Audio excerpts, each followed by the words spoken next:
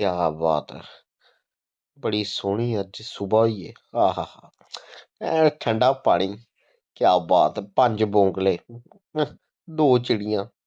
हे हे। ओई ले। आए। ए मेरी ए परमात्मा ए ले। भी मिगी जिल्लै कोई कम्मा आह्ला गलाना होऐ नी ते टैमा पर नोह पुजदा ऐ। जेह्ड़ा बंदा टैमा दा नी ओह् कुसै दा नी होंदा ऐ। सच्च ऐ बंदे गी ना टैमा दा पक्का होना चाहिदा। मैं ना कच्चा ऐ। हाँ भीमा उठ बे। उठ तेरे बुए बट्टा मारां। बे एह् सुत्ते दा। इसी इसी मां इसी उठ उठ ओए। बाकी नशा कीता दा कोई। मिगी लगदा माए एह् पांकू कन्नै फिरदा पांकू कन्नै। मुड़ा खराब ऐ बड़ा भारी भीमा। इन्नै रातीं खरै सीटरा जीन दो खाई लेइयां। मिगी लग्गा एलर्जी होई दी नी इसी एह्दा ना